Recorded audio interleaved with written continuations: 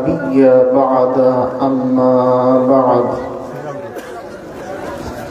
فإن خير الحديث كتاب الله وخير الهدى هدى محمد صلى الله عليه وسلم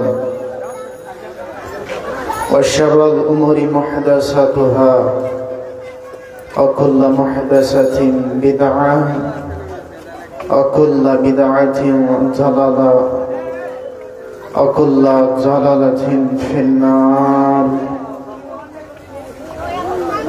أعوذ بالله من الشيطان الرجيم. ومن آياته أن خلق لكم من أنفسكم أزواجا لتسكنوا إليها وجعل بينكم مودة ورحمة إن في ذلك لآيات لقوم يتفكرون. الآية.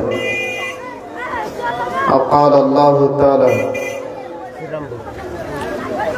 وقرن في بيوتكن ولا تبرجن تبرج الجاهلية الأولى. الآية. عن عبد الله بن عباس رضي الله تعالى عنه قال قال رسول الله صلى الله عليه وسلم اطلعت في الجنة فرأيت أكثر أهلها الفقراء واطلعت في النار فرأيت أكثر أهلها النساء. رواه البخاري ومسلم. عن ابن مسعود رضي الله تعالى عنه قال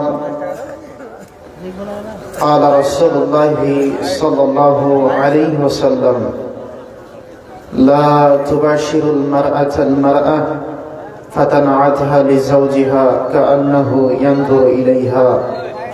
رواه البخاري ومسلم. عن أبي هريرة رضي الله تعالى عنه قال قال رسول الله صلى الله عليه وسلم صنفان من أهل النار لم أرهما قوم معهم سية كأذنب البقر يضربون بها الناس والنساء كاسية عارية مؤملات ومائلة رؤوسهن كأسن البخت المائلة لا يدخلن الجنة ولا يجدن ريحها وإن ريحها لا يوجد من مسيرة كذا وكذا. رواه المسلم ومسكات.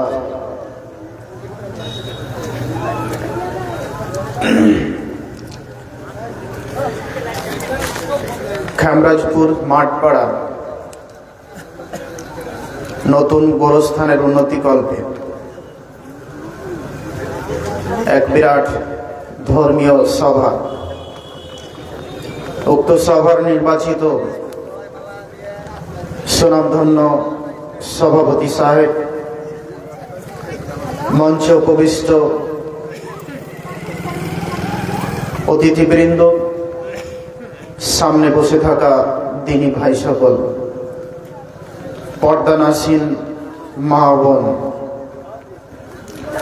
প্রশংসা আল্লাহ তাআলার জন্য। শান্তি অবতীর্ণ হোক আল্লাহর রাসূলের উপর সাল্লাল্লাহু আলাইহি ওয়াসাল্লাম। আল্লাহুম্মা আমিন। সম্মানিত উপস্থিতি,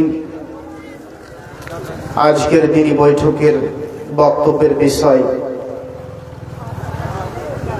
বেপর্দা নারী। উল্লেখ্য বিষয়কে সম্মুখে রেখে কোরআন এবং সহিহ হাদিস থেকে এক গুরুত্বপূর্ণ তথ্যবহুল বিবরণের চেষ্টা করব ইনশাআল্লাহুল আজিজ। আমা তাওফীকি ইল্লা বিল্লাহ। আলোচনা শুরু করার পূর্বে আপনাদের সাথে গুটি কয়েক কথা বলে আলোচনা শুরু করব ইনশাআল্লাহ। প্রথম আপনাদের সঙ্গে আমার কথা যে আপনারা যারা রাস্তায় বসে আছেন, আপনাদের জন্য জায়গা করা হয়েছে, ওখানে এসে বসুন।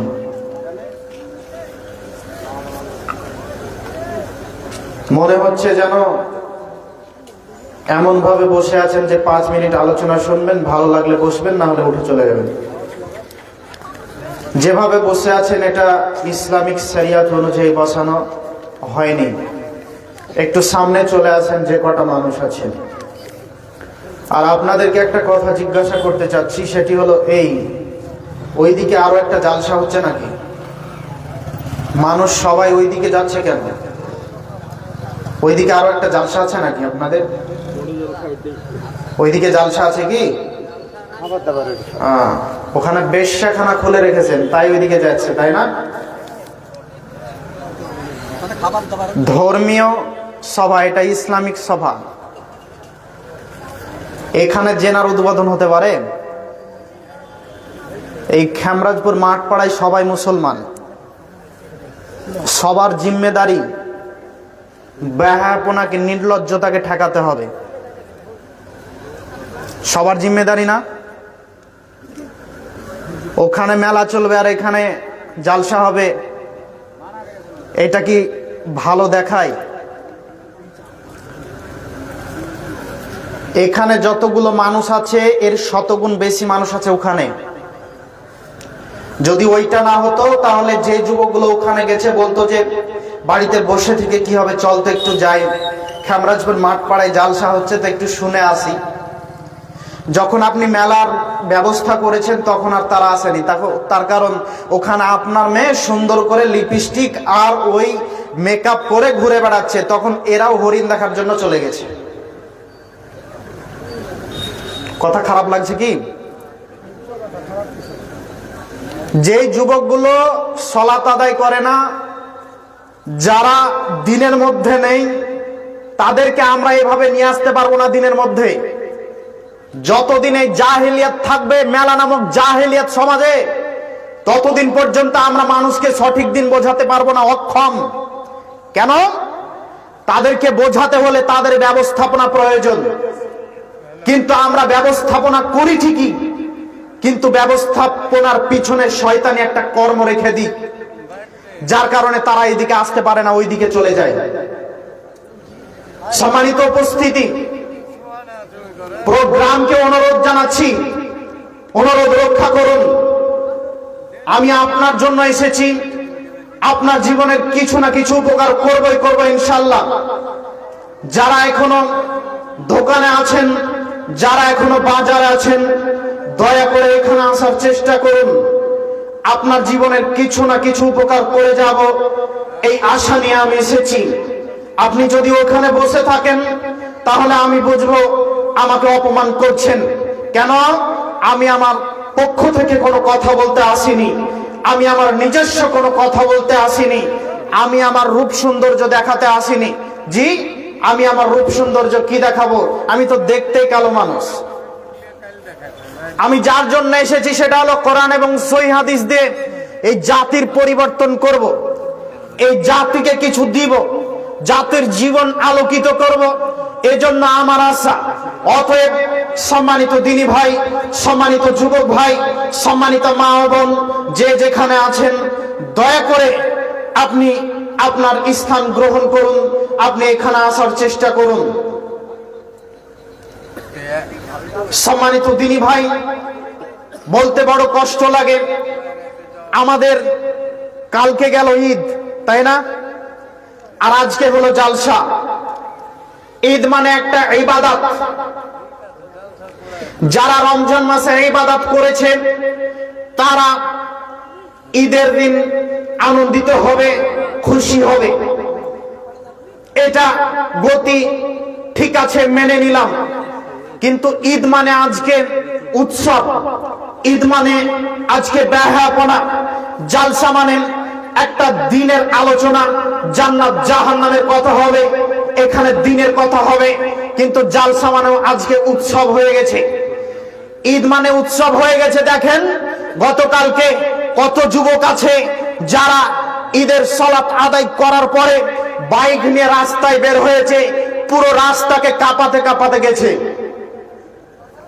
যায়নি? ওরা মনে করে এইটা ঈদ।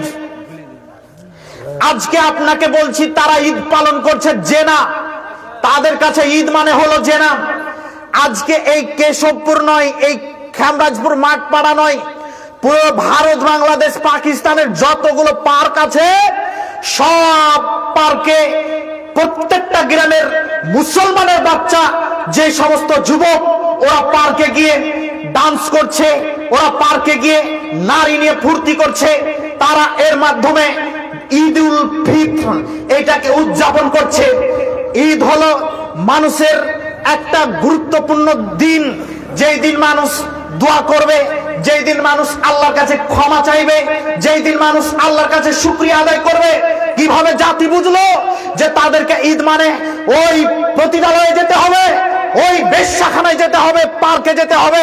লালবাগ ওয়াটার পার্কে ওই থার্ড পারসন বেশ্যালয়ের মহিলাগুলো ছোট পোশাক পরে নাচবে, ডিজে গান বাজবে, আর ওরা ওখানে গোসল করবে আর নাচবে। কিভাবে এদেরকে কে বোঝালো ঈদ মানে একটা গাড়ি ভাড়া করতে হবে, 4-5টা বক্স নিতে হবে, গান বাজাতে বাজাতে যেতে হবে? এরা তো সবাই মুসলমানের বাচ্চা, এরা তো সবাই আপনার ছেলে আমার ছেলে। আপনি বাপ কি দায়িত্ব পালন করছেন? ওরা এভাবে রাস্তায় গেল কেন? শুনুন, এর ফলাফল খুব একটা ভালো হয় না। দেখেন কত যুবক ওই 100 বা 80তে গাড়ি তুলে অ্যাক্সিডেন্ট করে হাসপাতালে ভর্তি হয়েছে। পাপে আরাম নেই, হারামে আরাম নেই। কোনদিন চেষ্টা করিয়েন না যে হারাম কাজ করে তৃপ্তি আসবে, অসম্ভব হতে পারে না। হারাম যেখানে থাকবে সেখানে অশান্তি বিরাজ করবে। সম্মানিত দিনী ভাই এবং বোন, আমি আপনাকে যেটা বলতে চাচ্ছি, মুসলমানদের এই উৎসবগুলো জেনায় পরিণত হয়ে গেছে। এই জেনা ঠেকিয়ে দিয়ে আল্লাহ এবং আল্লাহ রাসূল যেভাবে বলেছেন সেইভাবে আমাদের সমাজে প্রতিষ্ঠিত করতে হবে। পারবেন না ইনশাআল্লাহ? সম্মানিত যুবক ভাই, যারা দায়িত্ব পালন করছেন, যারা আজকে দায়িত্ব নিয়েছেন, যারা এই দায়িত্ব বহন করছেন, এই মেলা জিনিসটা যেন উঠে যায়, আগামী বছর থেকে যেন না হয় চেষ্টা করবেন। যেহেতু প্রথমবার দিয়েছেন সেজন্য আমি জোর গলায় তেমন কিছু বলে গেলাম না, অনুরোধ রক্ষা করুন। আপনি জেনার উদ্বোধন করতে পারেন না, আমি আপনাকে বলে যাচ্ছি, যুগে যুগে ইসলাম যেটার জন্য এসেছে সেটা হলো ন্যায় প্রতিষ্ঠা করার জন্য। মুহাম্মদ সাল্লাল্লাহু আলাইহি ওয়াসাল্লামের জামানায় যত ইহুদি খ্রিস্টান ছিল সবাই জেনার উদ্বোধন করত, সবাই অন্যায় করত, সবাই জেনা করত। মুহাম্মদ সাল্লাল্লাহু আলাইহি সাল্লাম সমস্ত জেনাকে ঠেকিয়ে দিয়েছেন, সমস্ত অন্যায়কে ঠেকিয়ে দিয়েছেন। যেই ইসলাম আসলো অন্যায়কে ঠেকাতে, সেই ইসলাম দিয়ে আমরা জেনার উদ্বোধন করছি। বলেন আমাদের লজ্জা আছে? মুহাম্মদ সাল্লাল্লাহু আলাইহি সাল্লাম জেনাকে ঠেকানোর জন্য বললেন, ইসলাম আসলো জেনাকে ঠেকানোর জন্য, আর আমরা ইসলাম দিয়ে জেনার উদ্বোধন করছি। আমাদের মতো বেহায়া, আমাদের মতো ইতর, আমাদের মতো খারাপ আর কেউ আছে? আমরা মুহাম্মদ সাল্লাল্লাহু আলাইহি সাল্লামের উম্মত বলে দাবি করি, আমাদের লজ্জা নেই, আমাদের বোধগম্য নেই। সম্মানিত উপস্থিতি, বলছিলাম আমার বক্তব্যের বিষয় বেপর্দা নারী। উল্লেখ্য বিষয়কে সম্মুখে রেখে গুরুত্বপূর্ণ আলোচনা। যতক্ষণ আলোচনা করব আপনাদেরকে কিছু কথা জিজ্ঞাসা করব, আপনারা উত্তর দিতে পারবেন না ইনশাআল্লাহ? মনে করবেন যে আমি আপনাদের সাথে কথা বলছি। যুবক ভাই, আপনারা একটু সামনে আসুন। 1 ঘন্টা অনুরোধ করলাম, আপনার বয়সের হয়তো বা আমি জানি না, তবে অনুরোধ জানালাম এখানে বসুন। বেপর্দা নারী, বেপর্দা হিন্দুরা থাকে। কে থাকে? বেপর্দা কারা থাকে? হিন্দুরা। বেপর্দা থাকে ইহুদি, বেপর্দা থাকে খ্রিস্টান, বেপর্দা থাকে নাসারা। ইহুদি, খ্রিস্টান, নাসারা, বৌদ্ধ, এদের মেয়েদের বৈশিষ্ট্য হলো অর্ধনগ্ন পোশাক পরে পথে চলা, রাস্তাঘাটে চলা, তাই না? কোন মুসলমানের মেয়ে অর্ধনগ্ন হয়ে রাস্তায় উঠতে পারে না, পারে না। কিন্তু আমি আপনাকে বলতে চাচ্ছি, আমাদের মুসলিম সমাজে যতগুলো মেয়ে আছে তার অধিকাংশ রাস্তা দিয়ে যদি হেঁটে যায়, তাকে দেখে বোঝার উপায় নেই এ হিন্দুর বাচ্চা নাকি মুসলমানের বাচ্চা। উপায় আছে? ওই হিন্দুর মেয়েটাও ছোট পোশাক পরে আছে, উন্নাটা গলায় পেঁচিয়ে আছে। আপনার মেয়েটাও এখন ঢংঢং করে ও রাস্তা দিয়ে চলছে, ওর উন্নাটা গলায় পেঁচানো আছে, স্কিন টাইট পোশাক পরে আছে। বলেন তার মাঝে আর এর মাঝে কোনো পার্থক্য দেখতে পাচ্ছেন? বোঝার কোনো উপায় আছে? যতক্ষণ পর্যন্ত একে জিজ্ঞাসা না করেন, এই মেয়ে শোনো, তোমার নাম কি বলো, যদি বলে রহিমা, তাহলে বোঝা দেবে মুসলমানের মেয়ে। তাছাড়া বোঝার উপায় নেই। আর যুবক ছেলেগুলো যতগুলো আছে সবাই হিজড়া, সবার দাড়ি ছাটা আছে। দেখেন, হিন্দুর ছেলে দাড়ি ছাড়তে পারে, অমুসলমানের মেয়ে অমুসলমানের ছেলে দাড়ি ছাড়তে পারে, তারা হিজড়া ছাড়তে পারে, তারা যাচিছে দাড়ি চেছে দোকানে গিয়ে ভিগোরা 100 কিনে স্ত্রীর কাছে যেতে পারে। কোন মুসলমানের ছেলে এই দাড়ি চেছে নিজেকে হিজড়া করে ওই ইহুদি খ্রিস্টানের প্রোডাক্ট খেয়ে স্ত্রীর কাছে যেতে পারে না। এবার আপনাকে বলছি, যত ছেলে দাড়ি চাচা আছে তাদেরকে দেখে কোনো উপায় আছে বোঝার যে এটা মুসলমানের ছেলে? যতক্ষণ পর্যন্ত ওর প্যান্ট না খুলবেন বোঝা যাবে না মুসলমান না হিন্দু। কথা ঠিক না? যতক্ষণ পর্যন্ত আপনি তদন্ত না করছেন এইটা, ততক্ষণ পর্যন্ত সিদ্ধান্ত গ্রহণ করতে পারবেন না। যদি রাস্তায় অ্যাক্সিডেন্ট করে মারা যায়, তাহলে আপনার বোঝা বড় দায়, একে কবর দিব নাকি শ্মশানে নিয়ে যাব। এজন্য তার উলঙ্গ করে দেখতে হবে যে কোথাকার জিনিস। মুসলমানের ফেস দেখলে ভেসে উঠবে মুসলিমের ছেলে, মুসলমানের মেয়েদেরকে দেখলে মনে হবে এরা মুসলমানের মেয়ে, মুসলমানের মেয়েকে দেখলে মনে হবে এরা মুসলমানের মেয়ে, মুসলমানের ছেলেকে দেখলে মনে হবে এরা মুসলমানের ছেলে। রাসূল সাল্লাল্লাহু আলাইহি সাল্লাম এমন পদ্ধতি দিয়েছেন, যে পদ্ধতি মানুষ যদি গ্রহণ করে তাহলে তাকে দেখলেই বোঝা যাবে। তার আব্রু দেখার প্রয়োজন নেই যে মুসলমান নাকি অমুসলমান, প্রয়োজন হবে না। দেখেন, ওই যে মক্কা নগরীতে হাজার হাজার ইহুদি খ্রিস্টানের মেয়ে, হাজার হাজার খ্রিস্টানদের মেয়ে উলঙ্গ থাকতো, অর্ধনগ্ন পোশাক পরে থাকতো। থাকতো না? থাকতো না? থাকতো। তো আল্লাহ তাআলা আমাদের নবী মুহাম্মদ সাল্লাল্লাহু আলাইহি সাল্লামকে বললেন, হে নবী মুহাম্মদ সাল্লাল্লাহু আলাইহি সাল্লাম, ইয়া আইয়ুহান নবী কুল্লি আজওয়াজিক ওয়া বানাতিক ওয়া নিসাইল মুমিনিনা ইউদনিনা আলাইহিন্না মিন জালাবিবিহিন্না। হে মুহাম্মদ সাল্লাল্লাহু আলাইহি সাল্লাম, আপনি আপনার স্ত্রীদেরকে, আপনি আপনার কন্যাদেরকে বলে দেন তারা যেন তাদের চাদরের কিয়দাংশ মুখের উপরে টেনে দেয়, তারা যেন তাদের চাদরের কিয়দাংশ মুখের উপরে টেনে দেয়। দালিকা আদনা ইউরাফনা ফালা ইউযায়না, ফলে তাদেরকে চেনা সহজতর হয়ে যাবে, ফলে তাদেরকে উত্ত্যক্ত করা হবে না। তার মানে আমি আপনাকে বোঝাতে চাচ্ছি, ইহুদি খ্রিস্টানের মেয়েগুলো অর্ধনগ্ন হয়ে আছে, আর মুসলমানের মেয়েগুলো মুখটা ঢেকে আছে, কালো পর্দা পরে আছে। এইবার বলেন যে এদেরকে চেনা যাবে না যাবে না, মুসলমান না হিন্দু? যাবে না? যাবে।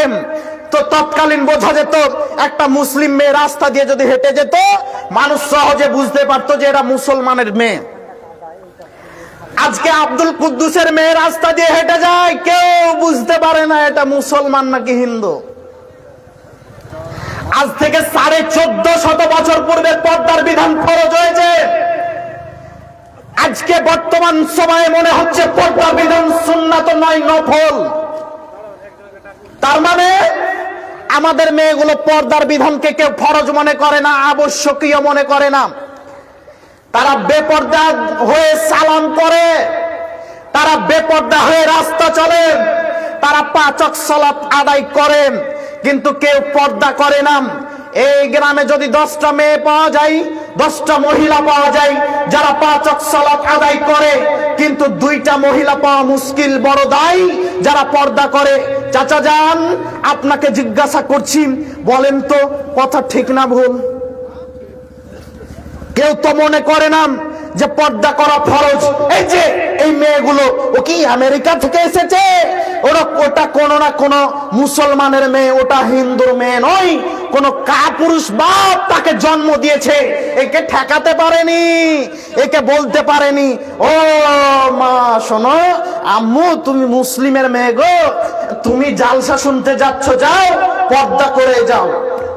তো মেয়ে যদি বলে পর্দা করে যাব না, তো বাপের উচিত ছিল লাঠি দেখেছো পিঠের চামড়া তুলে দেবো, বেয়াদব তুমি মুসলমানের মেয়ে, পর্দা করে যেতে হবে। এ বাপ বলছে বেটি তুমি কলেজে যাচ্ছ? হ্যাঁ আব্বু কলেজে যাচ্ছি। তখন ওই মেয়েটা স্কিন টাইট লেগিংস পরে আছে, স্কিন টাইট গেঞ্জি পরে আছে, তখন তার বাপ বিদায় দিচ্ছে, যাও বেটি যাও কলেজ থেকে ঘুরে আসো। এই বাপ নয় এর বিবাহ করা ভুল হয়েছে, এই বাপ নয় এর বিবাহ করা ভুল হয়েছে। ওই মানুষ বিবাহ করতে পারে যে মানুষ তার মেয়েকে, তার ছেলেকে আদর্শ শিষ্টাচার শিক্ষা দিতে পারে। জন্ম দিতে পারে গাধা, জন্ম দিতে পারে ওই গরু, জন্ম দিতে পারে কুকুর, কিন্তু আদর্শ শিক্ষা দিতে পারে না, শিষ্টাচার শিক্ষা দিতে পারে না কুকুর গাধা। ওইটা মানুষ পারে। ও জনাব, আপনার মাঝে আর তার মাঝে পার্থক্য কি বলেন? বলেন আপনার ছেলেটা ঠ্যাং তুলে ওই রাস্তার ধারে প্রস্রাব করছে, কুকুরটা ওইভাবে প্রস্রাব করছে, বলেন পার্থক্য কোথায়? কি আদর্শ শিক্ষা দিলেন? কি মনে করলেন? আপনি কি মনে করলেন যে আমি ছেলে জন্ম দিয়েছি, আমি বাপ হয়েছি? জি না, কাল্লা কখনো নয়। ওই বাপ, যেই বাপ বলতে পারে ও রহিমাম তুমি মুসলিমের মেয়ে, তুমি যখন গ্লাসটা ধরবে তখন ডান হাতে ধরবে, যখন তুমি বাইরে যাবে তখন পর্দা করে যাবে। দেখেন তো কত ছেলে আছে, কত মেয়ে আছে বাম হাতে গ্লাস ধরে পানি পান করছে, করে না মনে হয়? কত ছেলে আছে দেখবেন এখনো রাস্তায় টহল দেন, দাঁড়িয়ে দাঁড়িয়ে প্রস্রাব করছে, হিন্দুদের মতো প্রস্রাব করছে। জি, আদর্শ শিক্ষা দিতে পারলেন না, আপনি ব্যর্থ হয়েছেন, আপনি বাপ নামে কলঙ্ক। এই যুবক ভাই শোনো, তোমার বাপকে বলিও যে আব্বু, একজন বাপ তার ছেলের ভুল দেখলে সংশোধন করবে। তা আমি এতদিন আপনার সামনে এত ভুল করেছি, এত ভুল করেছি, এত সমস্যা দেখিয়েছি আপনার সামনে, আপনি যে কিছুই বলেননি, তার মানে আপনি আমার খালু নাকি? হ্যাঁ, খালু একটা এমন সম্পর্ক যে শাস্তে জানে না, শুধু আদর করতে জানে। আর ওই মেয়েকে বলছি বোন শোনো, তুমি তোমার মাকে বলিও খালা, তুমি আজকে এখানে আসলে গো তোমার মার সামনে দিয়ে, তখন তোমার গায়ে ওন্না ছিল না, তোমার মা একটা অশিক্ষিতা মহিলা, তোমার মা একটা অশিক্ষিতা মহিলা, ও শিক্ষিতা নয় এটাই প্রমাণ করে। তুমি উলঙ্গ হয়ে ঘুরছো যে, তুমি অর্ধনগ্ন হয়ে ঘুরছো যে, দেখো 1 মিনিট তুমি আমার দিকে তাকাও। এই যুবক ভাই তুমি আমার দিকে তাকাও, এই সম্মানিত মা ও বোন আপনি আমার দিকে তাকান। কোন মুসলমানের মেয়ে অর্ধনগ্ন হয়ে রাস্তায় উঠতে পারে না। জরুরি ঘোষণা আল্লাহ। কার ঘোষণা? আল্লাহর ঘোষণা। দেখুন আল্লাহ কি বলেন, মহান আল্লাহ বলেন আকরনা ফি বুয়ুতিকুন্না ওয়ালা তাবাররাজনা তাবাররুজাল জাহিলিয়াতিল উলা।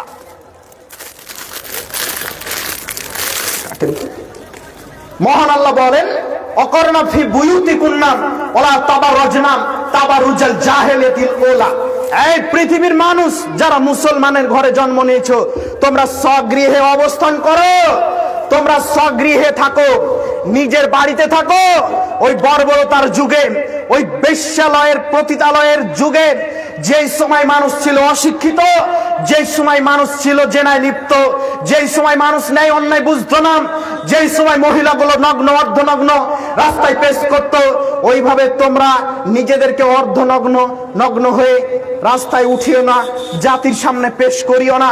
আল্লাহর আদেশ নবীগণের স্ত্রীদেরকে, নবীর মুহাম্মদ সাল্লাল্লাহু আলাইহি ওয়াসাল্লামের স্ত্রীদেরকে আদেশ করলেন, মানে সারা পৃথিবীর মুসলিম নারীদেরকে আদেশ করা হলো যে তোমরা বেপর্দা হয়ে রাস্তায় উঠো না। এই কথা আমার বাপের ঘরের কথা বলার জন্য এখানে চাপিনি। আমি এখানে বসেছি এজন্য যে মুহাম্মদ সাল্লাল্লাহু আলাইহি ওয়াসাল্লাম যা বলেছেন, আল্লাহ যা বলেছেন তাই বলবো। দেখুন মুহাম্মদ সাল্লাল্লাহু আলাইহি ওয়াসাল্লাম কে আল্লাহ বলছেন পর্দা করানোর কথা। দেখেন তো আপনি বাপ হিসেবে কেমন বাপ? আপনি আপনার মেয়ে আপনার সামনে যে বেপর্দা থাকলো, কোনোদিন বলেছেন যে একটু পর্দা করতে হবে? আপনি বাপ মেয়েকে দোকানে জামা কিনতে নিয়ে গেছেন, যে জামাটা পরলে উপর নিচ দেখা যায় ওই জামা কিনে দিয়েছেন, মশারি কাটিং জামা কিনে দিয়েছেন, তাই না? সম্মানিত দিনী ভাই, মশারি কাটিং জামা পরলো, ওই জামা পরে রাস্তায় হাঁটতে লাগলো। দেখেন তো যত মানুষ দেখলো তত মানুষ জেনা করলো, যত মানুষ দেখলো তত মানুষ জেনা করলো, যত পাপ হলো আপনি বাপ আপনার খাতাতেও জমা হলো। আহা, কি দিয়ে বোঝায়? পোশাক কেন যুবক ভাইরা একটু বলেন তো? দেহ ঢাকার জন্য নয় তো? পোশাক পরে যদি শরীরের অঙ্গ প্রত্যঙ্গ বোঝা যায় সেটা কি আর পোশাক থাকে? কিভাবে আপনি বুঝলেন? আমার তো মাঝে মাঝে মনে হয় জাতি তো অশিক্ষিত, যারা মশারি বানায় ওরা তো আর অশিক্ষিত নয়। তারা কি অশিক্ষিত? অশিক্ষিত নয়। আজকে গুড নাইট হয়েছে, হয়নি? রাতে জ্বালানোর জন্য। হ্যাঁ, আজকে কত ভালো ভালো বাড়ি হয়েছে, তো মশারি কোম্পানি এমনি বসে থাকবে নাকি? তাদের পেট চালানো লাগবে না? আমার মনে হয় যে তারা একটু পরিকল্পনা করে ভাবলো যে এ করে তো হবে না, এই জিনিসটা এমন ভাবে জাতির সামনে পেশ করি যাতে করে মানুষ গায়ে দেয়, তাই হয়তো বা জামা করে জাতির সামনে ছেড়ে দিল, তারা গায়ে দিচ্ছে, আমার এটা মনে হয়। সম্মানিত দিনী ভাই, পোশাক পরা হয় কেন? ঢেকে রাখবো তাই, কিন্তু আমরা পোশাক পরি তারপর অঙ্গ প্রত্যঙ্গ বোঝা যায়। যুবক বলো তো, তোমার প্যান্টটা আছে, ওই যে ছোটবেলায় দেখেছি আমাদেরকে যখন প্যান্ট দেওয়া হতো, যদি কোন একটা সেলাই খোলা থাকতো, যদি একটা সেলাই খোলা থাকতো তাহলে ঘুরিয়ে দিয়ে আসতাম দোকানে, তাই না? গোপীনাথপুর বাজারে যান, দেখবেন প্যান্ট এমন ভাবে ছিঁড়েছে মনে হবে যে ইঁদুরে কেটে দিয়েছে। দাম জিজ্ঞাসা করেন, বলবে যে 1500 2000। এই যুবকগুলা পড়ছে, ওই পরে রাস্তা দিয়ে হেঁটে যাচ্ছে, তাই না? তো কেউ কি ওকে শিক্ষিত বলে, ওর জন্য দোয়া করে ভালো, নাকি বলে যে কে গো যাচ্ছে ভেড়া? এর বুদ্ধি বিদ্যা আছে? যুবক, তোমার বিদ্যা বুদ্ধি আছে যে ছিঁড়া প্যান্ট তুমি ওই বেশি দাম দিয়ে পড়ছো? তারপরে তোমার অঙ্গ প্রত্যঙ্গ রানুর বোঝা যাচ্ছে। রাস্তা দিয়ে হেঁটে যাচ্ছিলাম, তখন দেখলাম একটা ছেলে প্যান্ট পরে আছে, তো নিচে নেমে চলে যাচ্ছে, তোলার কোনো খবরই নাই। নিচের গোডাউন দেখা যাচ্ছে, তারপরেও তুলছে না। সম্মানিত দিনী ভাই, এইরকম পরিস্থিতি। বলছিলাম পর্দার বিধান। পর্দার বিধান কেন? মানুষ মনে করেছে যে পর্দার বিধান মানে নারীদেরকে ছোট করা। ওয়াল্লাহে, আল্লাহর কসম, পর্দার বিধান মানে নারীকে ছোট করা নয়। খুব খেয়াল করে আলোচনা শ্রবণ করার চেষ্টা করুন। পর্দার বিধান নারীদেরকে ছোট করার জন্য আসেনি। পর্দার বিধান এসেছে নারীদেরকে যথাযথ মূল্যায়ন করার জন্য। একটু আপনাদেরকে বোঝাই। যুবক ভাইগুলো এখানে আসেন না, পা ধরবো, নামবো, পা ধরবো আপনাদের, এখানে আসেন না, একটু এখানে আসেন। বেল্লাল ভাই, বেল্লাল ভাই, আপনি একজন মেম্বার মানুষ, ওই ছেলে কটা জালসা শুনতে এসেছে, এখানে বসুন ভাই। জালসার এই যে সভ্যতা একটা খুব খারাপ দেখাচ্ছে, এখানে আসেন। বক্তব্য রাখছে, এত সুন্দর কথা বলছে, এখানে লাইন দিয়ে সাপ খেলা দেখছে লোকগুলা, এখানে এই যে ছেলে কটা বসে আছে কিনা, এই জায়গাটা ফাঁকা। ভাই আপনারা এখানে চলে আসেন তো, সবাই চলে আসেন, নিচে আসেন, চলে আসেন, ইনশাল্লাহ এখানে আসেন সবাই। তোমরাই জালসা দেখেছ, তোমরাই জালসাটাকে অপমান করছো। এখানে আসেন, সবাই নিচে বসেন, পরিবেশটা সুন্দর করেন। ভলেন্টিয়ার ভাইরা একটু অনুরোধ করেন এখানে বসার জন্য। এখানে জায়গা ফাঁকা আছে, ওখানে জায়গা ফাঁকা আছে। বলছিলাম পর্দার বিধান এসেছে নারী জাতিকে অপমান করার জন্য নয়, নারী জাতিকে মূল্যায়ন করার জন্য। আচ্ছা বলেন, যত দামি জিনিস হয় তত প্যাকিং সুন্দর হয় না? হয় না? কথা বলতে হবে, হয় না? হয় না? হয়। যত দামি হয় প্যাকিং তত সুন্দর হয়। এখন আপনাকে বলছি, ছিঁড়া জুতো ভালো প্যাকিং হয় কি? হয় না। নতুন জুতো ভালো প্যাকিং হয় না? হয়। এবার আপনাকে বলি, 10 কেজি সোনা নিয়ে আসছেন, এই সোনাকে কিভাবে প্যাক করবেন বলেন তো? লোহা কোন একটা জিনিস দিয়ে প্যাক করবেন, তাই না? যত দামি হবে তত ভালো প্যাকিং হবে, যত দামি হবে তত ভালো প্যাকিং হবে, যত কমা জিনিস তত প্যাকিং কমা হবে, তাই না? এটা হলো বাস্তবতা। তা নারী জাতি কমা জিনিস নয়। নারী জাতিকে কমা হিসেবে পেশ করেছে যারা, তারা হলো ইহুদি খ্রিস্টান। যারা নারী জাতিকে মূল্যায়ন করেনি তারা হলো ইহুদি খ্রিস্টান। আমি আপনাকে এইটা পরে বোঝাচ্ছি, এইটা আগে বুঝিয়ে নিই। নারীদেরকে যারা মূল্যায়ন করেনি তারা হলো ইহুদি খ্রিস্টান।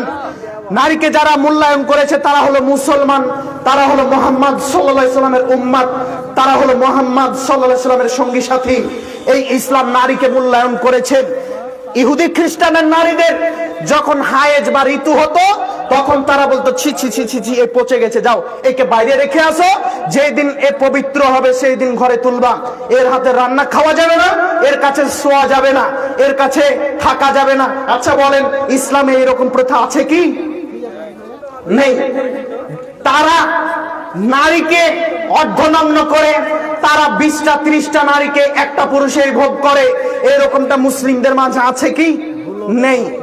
এইবার আপনাকে বলি, রাসূল সাল্লাল্লাহু আলাইহি ওয়াসাল্লাম নারীদের ব্যাপারে কি বলেছেন একটু লক্ষ্য করুন। বুখারী মুসলিমের হাদিস। আব্দুল্লাহ ইবনে আমর ইবনে আস রাদিয়াল্লাহু তাআলা আনহু বলেন, রাসূল সাল্লাল্লাহু আলাইহি ওয়াসাল্লাম বলেছেন, ইন্না দুনিয়া কুল্লাহা মাতা ওয়া খায়রু মাতাই দুনিয়া আল মারাতুস সালিহা। নিশ্চয়ই একজন মহিলা, সচ্চরিত্রবান মহিলা, নিশ্চয়ই একজন মহিলা, সচ্চরিত্রবান মহিলা, এই দুনিয়াতে যা কিছু আছে, এই দুনিয়াতে যা কিছু আছে তার চাইতে উত্তম এই দুনিয়াতে আছে প্লেন। এই যুবক বলো, এই দুনিয়াতে আছে প্লেন, এই দুনিয়া আছে সোনার ভান্ডার, এই দুনিয়াতে আছে তেল, এই দুনিয়াতে কত দামি দামি জিনিস আছে। সব জিনিসের চাইতে দামি কে? কথা বলতে হবে। নারী জাতি। সবচাইতে দামি জিনিস কি? নারী জাতি। তাহলে আপনি আপনার স্ত্রীকে এসে বলছেন, রহিমা, খালেদা সোনম, এই দেখো 5 ভরি সোনা নিয়ে এসেছি, তো নাও। তখন আপনার স্ত্রীর হাতটা থরথর থরথর করে কাঁপছে, কোথায় রাখবে টের পাচ্ছে না। আপনার হাতটা থরথর থরথর করে কাঁপছে, কোথায় রাখবেন, কিভাবে রাখবেন। যদি এখানে রাখি চুরি করতে পারে, এখানে যদি রাখি তাহলে নিয়ে নিতে পারে। এইভাবে আপনি তল্লাশি চালাচ্ছেন কোন জায়গায় রাখলে সেভ হবে। তাই আপনি আপনার শোকেজের ড্রয়ার খুললেন, একটু বড় ড্রয়ার, তারপরে দেখলেন একটু ছোট ড্রয়ার, ওখানে ঢুকালেন, তালা মারলেন, তারপরে ঢুকালেন, তালা মারলেন, তারপরে বড়টাই তালা মারলেন। তারপরও রাতে ঘুম হয় না, চোরে নিয়ে নাকি, চোরে নিয়ে পালিয়ে যায় নাকি? ঘুম হয় কি? হয় না। এইবার আপনাকে বলি, এই সোনার চাইতে দামি নারীগণ, পৃথিবীর চাইতে দামি নারীগণ। তাহলে আপনি কাপুরুষ বাপ, আপনি অযোগ্য বাপ, এই এত দামি জিনিস এই জাতির জন্য ফ্রি করলেন কেন? আরে সোনাগাছির মেয়েগুলো 500 টাকার বিনিময়ে তারা দেহ ভোগ করতে দেয়। আপনি এমন বাপ যে আপনার মেয়েকে ফ্রি ভোগ করাচ্ছেন, না দুনিয়া পাচ্ছেন না আখিরাত পাচ্ছেন। আপনাকে যদি অযোগ্য প্রমাণ না করতে পারি, জাতির সামনে কথা বলবো না। আপনি বাপ, আপনি জন্ম দিয়েছেন, দায়িত্ব পালন করেননি। দায়িত্ব যে পালন করেনি ও মানুষের মধ্যে পড়ে না গো। দায়িত্ব যে পালন করেনি সে বাপের মধ্যে পড়ে না। তাই আমি ওই মেয়েকে বললাম, তোমার বাপকে খালু বলিও। বাপ মানে ভুল দেখলে তো সমাজকে সংশোধন করবে না? আমার মেয়ে যদি ওইভাবে রাস্তায় উঠে, দাঁত ভেঙে দিব।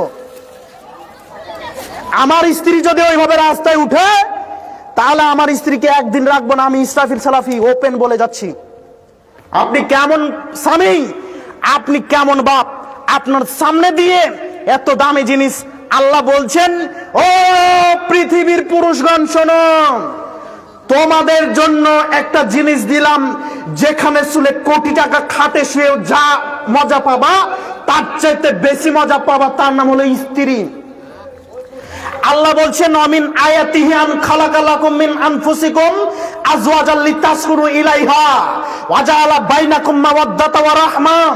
পৃথিবীর মানুষ শোনেন, আল্লাহর নিদর্শনাবলীর মধ্যে এটা একটা নিদর্শন যে তোমাদের মধ্য থেকে তোমাদের সঙ্গিনীকে সৃষ্টি করলেন যাতে করে তোমরা শান্তি পাও, যাতে করে তোমরা তৃপ্তি পাও, যাতে করে তোমরা মজা পাও, এবং তোমাদের একে অপরে ভালোবাসা সৃষ্টি করলেন। এবার আপনাকে বলছি, এই শান্তি তৃপ্তির জায়গাটা আপনি 5,000 10,000 টাকা মোহর দিয়ে নিয়ে এসেছেন। তাই না?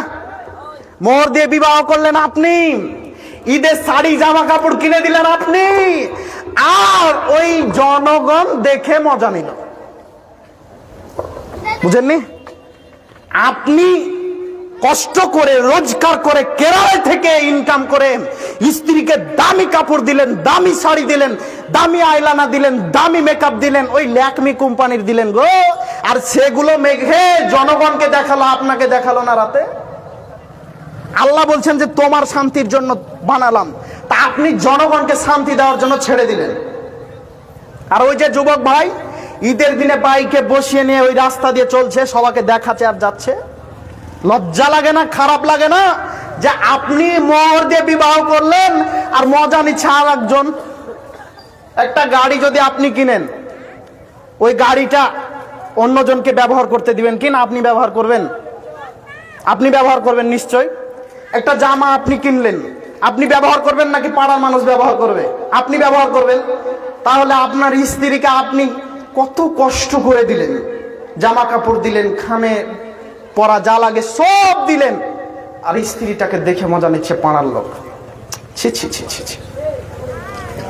অতএব সম্মানিত দিনী ভাই, বোঝার চেষ্টা করুন, আমার উপরে খেপে যেন না। আমি আপনার ক্ষতি করার জন্য আসিনি। আপনি আপনার স্ত্রীকে যথাযথ মূল্যায়ন করেন। একটা যদি নারী এই রাস্তায় উঠে, তাহলে পুরো গ্রামকে জাহান্নামে নিয়ে যেতে সক্ষম হবে। কেমন ভাবে? রাসূল সাল্লাল্লাহু আলাইহি সাল্লাম বলছেন, আল আইনানে জিনাহুমান নাজরু, দুই চোখ দিয়ে দেখার নাম হলো চোখের জেনা। আল উযুনানে জিনাহুমাল ইস্তিমাউ, কান দিয়ে শোনার নাম হলো কানের জেনা। ওয়ালিয়াদু জিনাহুল বাতস, দুই হাত দিয়ে ধরার নাম হলো হাতের জেনা। ওয়াল কলবা ইয়াহওয়া ওয়া তামান্না, অন্তর দিয়ে পরিকল্পনার নাম হলো অন্তরের জেনা। আর রিজল জিনাহুল খুতা, পা দিয়ে উক্ত উদ্দেশ্যে হেঁটে চলা, এর নাম হলো পায়ের জেনা। এগুলো সব জেনা।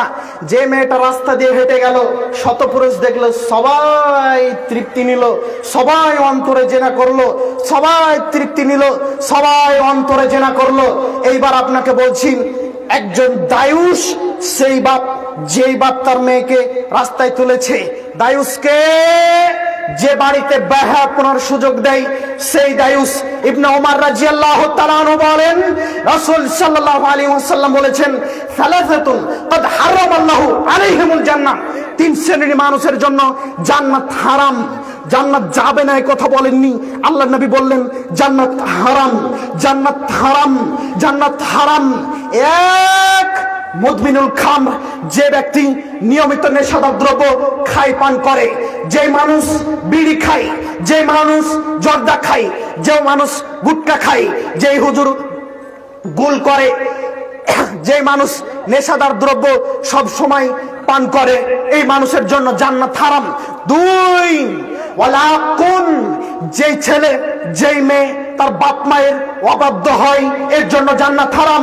এই বোকা ছেলে, তোমার বাপ তোমাকে বলেছিল, রহিম, ও আব্দুর রহিম, ওই মেয়েকে বিবাহ করিস না বেটা। ওই মেয়ে ওর বাপের কথা অঠেল করে তোমার সঙ্গে কথা বলেছে, তোমার সঙ্গে প্রেম করেছে, তুমি তাকে বিবাহ করিও না, ও খারাপ মেয়ে, তোমার জন্য ভালো একটা মেয়ে দেখছি। তখন তুমি তোমার বাপের কথাকে ঠেলে দিয়ে ওই কোর্টে গিয়ে বিবাহ করেছো। তোমার জন্য জান্নাত হারাম, জান্নাত হবে না তোমার জন্য, তুমি জান্নাতে যেতে পারবে না, তোমার জন্য জান্নাত হারাম। তিন, ওয়াদায়ুস আল্লাযী কুরু ফি আহলিহিল খাবাস, ওই মানুষ জান্নাতে যাবে না যে মানুষ দায়ুস। দায়ুসকে, এখন যার মেয়েটা রাস্তায় ঘুরছে বেপর্দা হয়ে, দায়ুসকে, এখন যার স্ত্রীর ওই রাস্তায় ঘুরছে বেপর্দা হয়ে, এই মানুষ দায়ুস। বেহায়াপনার সুযোগ দেয় যে সেই মানুষ দায়ুস। বাপের সামনে ছেলে ইয়ারফোন লাগিয়ে দিয়েছে, এমনি এমনি করছে, ডান্স করছে, চলে যাচ্ছে, কিছু বলতে পারে না, এই বাপ দায়ুস, এ জান্নাতে যাবে না। সম্মানিত দিনী ভাই ও বোন, আমি যেটা বলতে চাচ্ছিলাম সেটা হলো, এই রাসূল সাল্লাল্লাহু আলাইহি সাল্লাম নারীদেরকে মূল্যায়ন করেছেন, আর কেউ নারীদেরকে মূল্যায়ন করেনি। করেছে কি? দেখেন তো করেছে কি, আপনি একটু ভাবেন, করেছেন কি?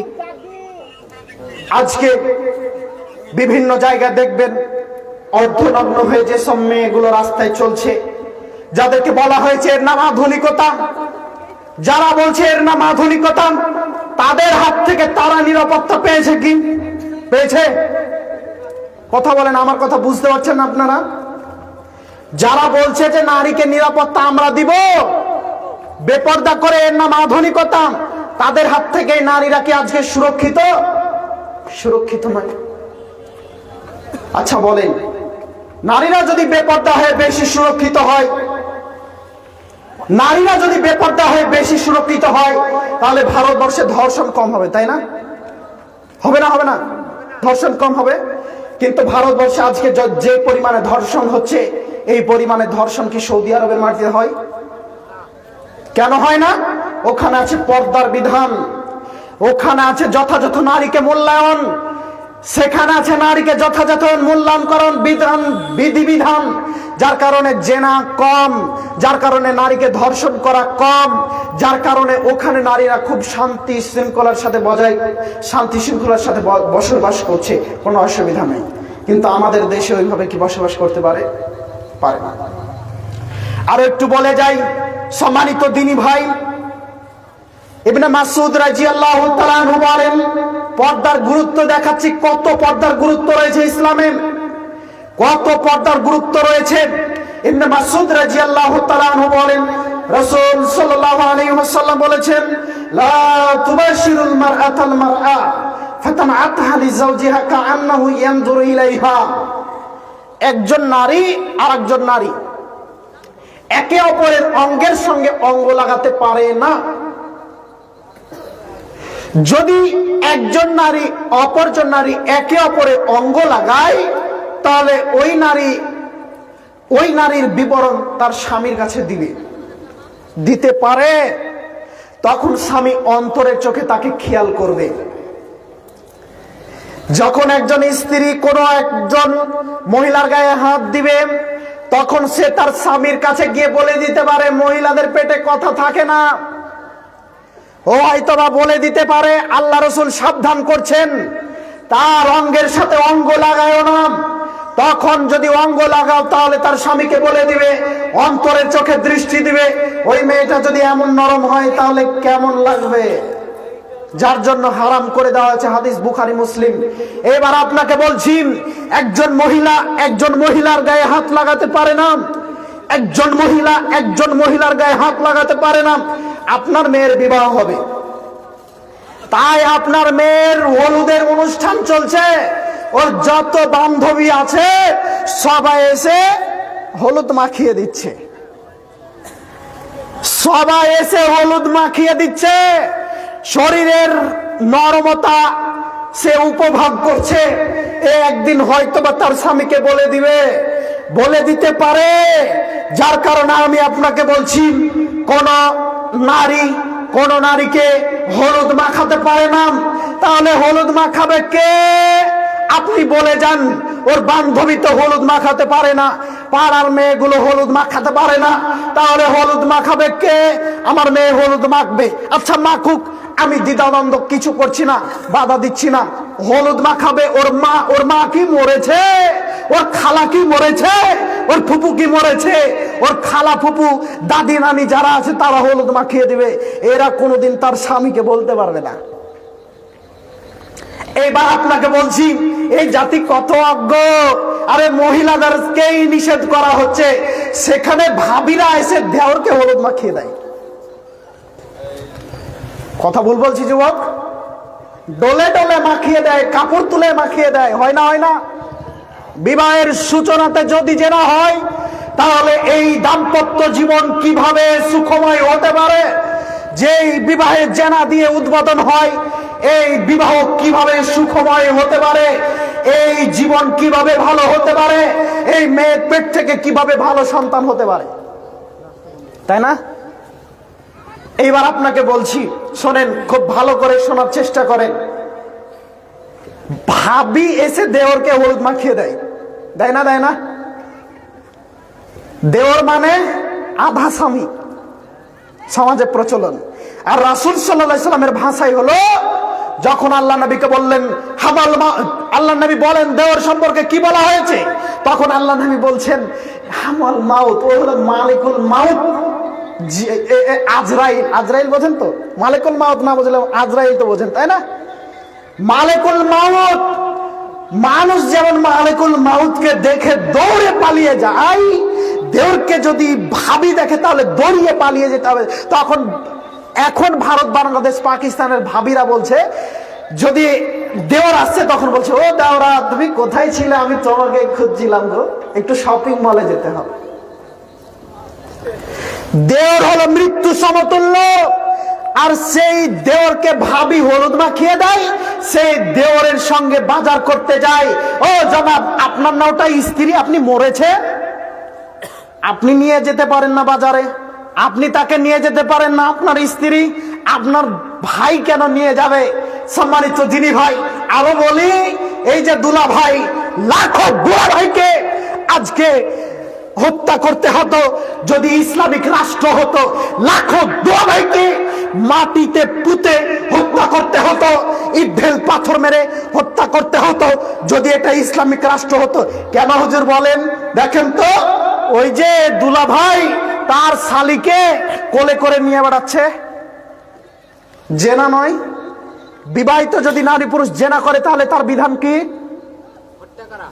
বুক পর্যন্ত পুঁততে দিয়ে ইট পাথর দিয়ে হত্যা করা, তাই না? এটা তো ইসলামিক রাষ্ট্র নয়, সম্ভব নয়। যদি ইসলামিক রাষ্ট্র হতো তাহলে কি হতো? এটা হতো। আমি আপনাকে কি দিয়ে বোঝাই? গ্রামের প্রায় মানুষ এই নীতিটা আছে। দুলাভাই বেড়াতে এসেছে, তখন মা বলছে, খালেদা আসলি? এবার রহিমা ছোট মেয়ে, ওইটা হলো ছোট বোন।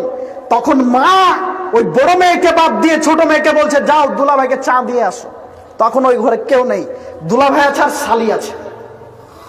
বলেন, মুরগি যদি শিয়ালের মুখে দেন ছেড়ে দিবে?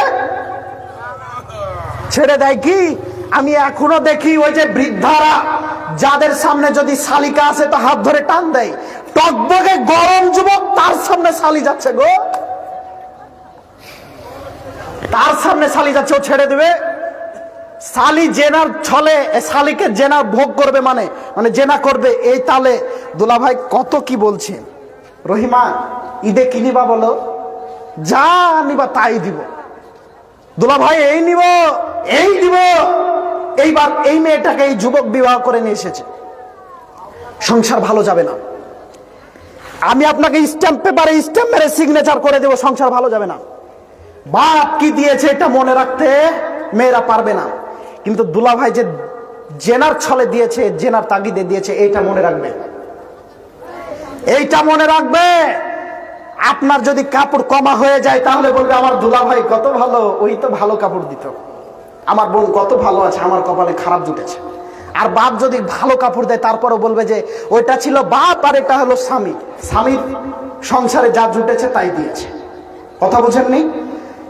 এই জন্য আপনাকে বলে যাচ্ছি, রাসূল সাল্লাল্লাহু আলাইহি সাল্লামের চূড়ান্ত ঘোষণা, পৃথিবীর আদমের ছেলে মেয়ে শোনো, তোমরা যখন বিবাহ করতে যাও তখন তোমরা একটা জিনিস দেখে বিবাহ করিও, দিনদারিত্ব। পৃথিবীর মানুষের বৈশিষ্ট্য হলো চারটা জিনিস দেখবে। তুনকাহ মারাতুল আরবাইন, নারীদেরকে বিবাহ করতে গেলে মানুষ চারটা জিনিস দেখে।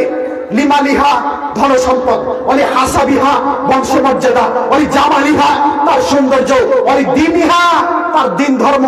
মুহাম্মদ সাল্লাল্লাহু আলাইহি ওয়াসাল্লাম বললেন, শোনো, ফাজফার বিজাতির দিন তারিবাত ইয়াদাক, যেই মানুষ দিন ধর্ম দেখে বিবাহ করলো না তার দুই হাত ধুলোয় মলিন হোক। হাদিস মুসলিমের অর্থ বিবরণ দ্বারা বলতে চাচ্ছি, আপনি যে মেয়েকে বিবাহ করেছেন, ধন সম্পদ আছে, সৌন্দর্য আছে, বংশমর্যাদা আছে, দিন নেই। ডিজিটাল মা বাপ বলছে, যখন এই ছেলেগুলো দাড়ি রেখেছে আর দিনের পথে এসেছে, মা বাপ তো আর ওই দিনের পথে আসেনি, তখন এই ছেলেগুলো অবজেকশন দিয়েছে, মা আব্বু বিবাহ করলে দিনদার মেয়েকে বিবাহ করব। তখন বাপ মা বলছে, আব্বু শোনো, একটা অদিনদারি বিবাহ করো, সুন্দর নিয়ে এসে দিনদার করে নিবে। আচ্ছা, আমি আপনাকে বলছি যে তেঁতুল গাছ কিনে নিয়ে যান, আম খেতে পাবেন, হবে? যা কথা বলে না, কথা মনে হয় ভুল বলে দিয়েছি। তেঁতুল গাছ কিনে কি আম খাওয়ার চেষ্টা করলে হবে? কাঁঠাল গাছ কিনে যদি আম খাওয়ার চেষ্টা করেন হবে? হবে না। গাছ যা ফল তাই হবে, তাই না? তো মেয়ে যেটা নিয়ে এসেছো সেইটা থাকবে গো। আল্লাহ চাইলে পরিবর্তন হয়ে যেতে পারে, সেটা পরের কথা। আল্লাহ যদি চায় তো কাঁঠাল গাছে কি আম দিতে পারেন না? পারবেন না? পারবেন, হয়ে যেতে পারে। কিন্তু রাসূল সাল্লাল্লাহু আলাইহি সাল্লাম তোমার দিকে তাকিয়ে বলেছে, ও যুবক, দিনদার দেখে বিবাহ করিও।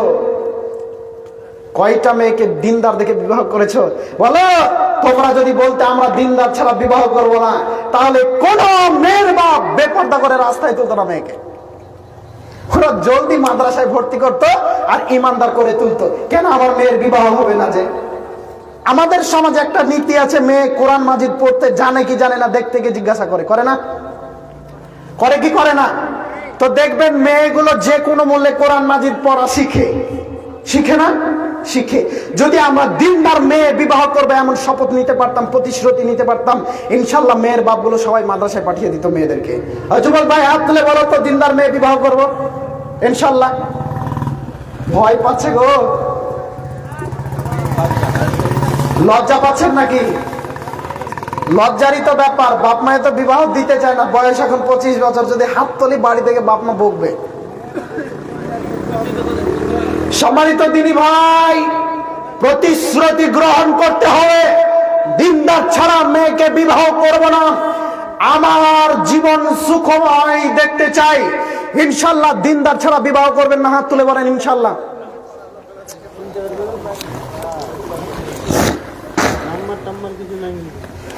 এটা টিস্যুটা একটু দেখি।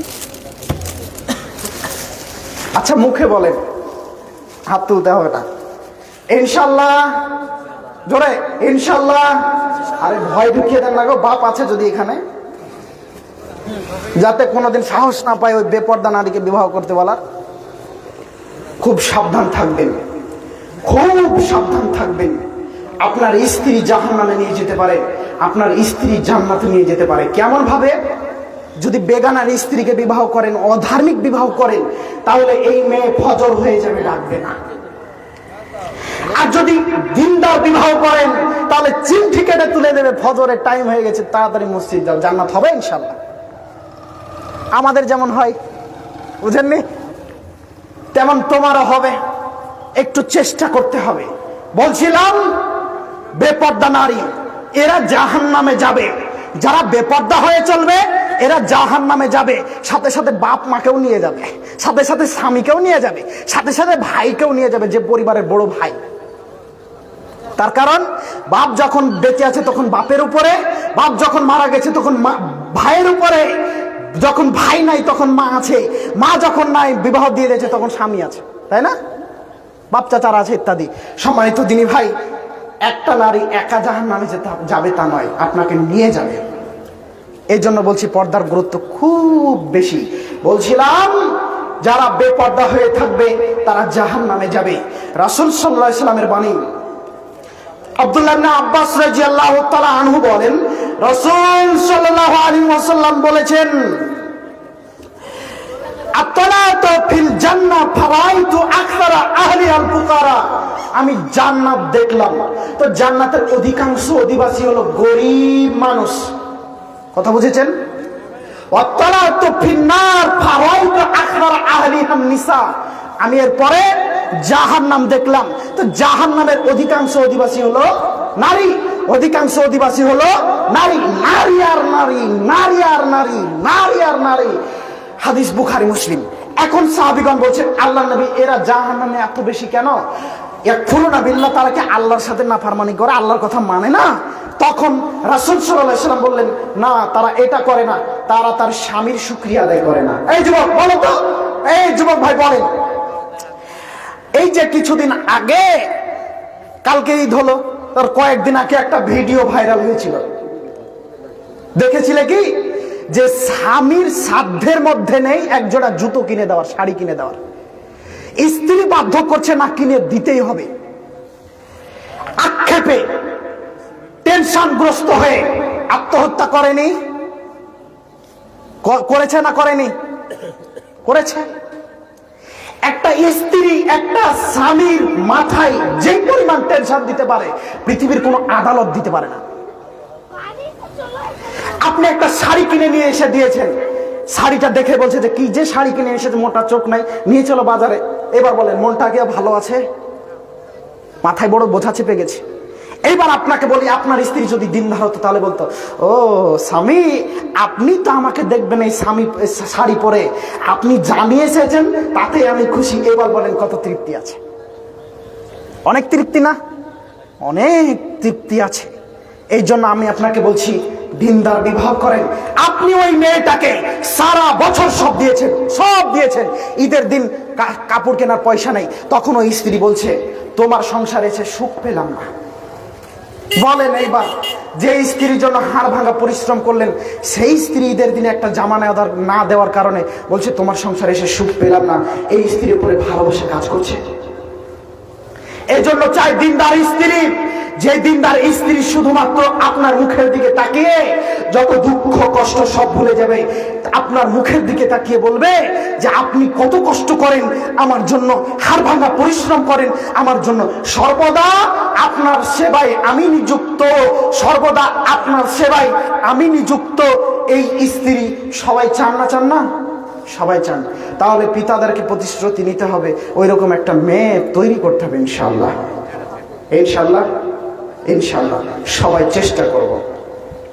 সম্মানিত দিনী ভাই, শেষের দিকে এসে একটু আলোচনা, একটা হাদিস বলে আলোচনা শেষ, তারপরে একটু আদায় নিয়ে 10টা আমি আলোচনা শেষ করবো ইনশাআল্লাহ। 10 মিনিট বেশি নিলাম। আবু হুরায়রা রাদিয়াল্লাহু তাআলা আনহু বলেন, রাসূল সাল্লাল্লাহু আলাইহি ওয়াসাল্লাম বলেছেন, সিনফানে মিন আহলিন নার লাম আরাহুমা কওমুন মাআহুম সিয়াতুন কানা বিল বাকারে ইয়াজরিবুনা বিহান নাস। 2 শ্রেণীর মানুষ জাহান্নামে আছে যাদেরকে আমি এখনো দেখিনি। তার এক শ্রেণী হলো যাদের হাতে থাকবে লাঠি গরুর লেজের মতো, তা দিয়ে তারা মানুষকে মারবে। 2 শ্রেণীর মানুষ হলো অনিসাউন কাসিয়াতুন আরিয়াতুন মুমিনাতুন আমাইলাতুন রুসুহুন্না বুক্তিল মাহিলা। এমন মহিলা যারা কাপড় পরে থাকবে তারপরে উলঙ্গ, তারা নিজেরা পুরুষদেরকে আকৃষ্ট করবে, নিজেরা পুরুষদের দিকে আকৃষ্ট হবে। দেখেন আপনারা 10 জন যুবক আপনারা রাস্তার ধারে বসে আছেন, ছোট পোশাক পরে মহিলারা যাচ্ছে, এইবার ওরা একটু মিছি হাসি দিয়েছে, তখন এই যুবকও দিয়েছে, তাই না? যখনই মিছি হাসি হয়েছে, বাইক স্টার্ট হয়ে গেছে, ও যত দূর যাবে তত দূর যাবে। ও নিজে আকৃষ্ট হলো, পুরুষকে আকৃষ্ট করলো। রুসুনা কাসিমাতিল বুক্তিল মাইলা, তাদের মাথা হবে বক্র উঁচু কাঁধ বিশিষ্ট উটের নেই। লা ইয়াদখুলনাল জান্নাহ, ওরা জান্নাতে যাবে না। ওয়ালা ইয়াজিদনা রিহাহা, তারা জান্নাতের সুগন্ধিও পাবে না। ওয়াইনা রিহাহা লা ইউজাদু মিন মাসিরাতি কাদা ওয়া কাদা, যদিও জান্নাতের সুগন্ধি বহু দূর থেকে পাওয়া যায়, বহু দূর থেকে পাওয়া যায়, জান্নাতে যাবে না, জান্নাতের সুগন্ধও পাবে না। আমি আপনাকে কি দিয়ে বোঝাই? বেপর্দা নারী। হাদিস মুসলিম মিসকাত। লজ্জা থাকলে রাস্তায় উঠবেন না। লজ্জা মানে হলো আপনার ঈমান। দেখেন আবু হুরায়রা রাদিয়াল্লাহু তাআলা আনহু বলেন, আল হায়া মিনাল ঈমান ওয়াল ঈমানু ফিল জান্নাহ। মানুষের লজ্জা হলো ঈমান, আর ঈমানের মাধ্যম হলো জান্নাত। মানুষের যখন লজ্জা আছে তখন ঈমান আছে, মানুষের যখন লজ্জা নেই তখন ঈমান নেই। আমি আপনাকে বলছি আপনার লজ্জা নেই, তাই আপনি বেহায়ার মতো, ওই হিন্দুদের মতো, ওই খ্রিস্টানদের মতো, ওই মহিলাদের মতো আপনি রাস্তায় ঘোরাফেরা করছেন। লজ্জা যদি থাকতো আপনি এইভাবে যেতে পারতেন না। আপনি মুসলমানের মেয়ে বলে যদি দাবি করতেন তাহলে আপনি রাস্তায় যেতে পারতেন না। যাচ্ছেন এই কারণে যে আপনার লজ্জা নাই। সম্মানিত দিনী ভাই, আলোচনা শেষ। এইবার আপনাদেরকে গুরুত্বপূর্ণ 2টো কথা। সকলেই ইনশাআল্লাহ সালাত আদায় করেন। রমজান মাস শেষ হলো, রমজান মাসে মসজিদে ঢুকেছিলেন, আবার বেরিয়ে যাচ্ছেন। যে না, মুসলমান হতে পারে না একটা মানুষ যতক্ষণ পর্যন্ত সে সালাত আদায় করে, যতক্ষণ পর্যন্ত তারা সালাত আদায়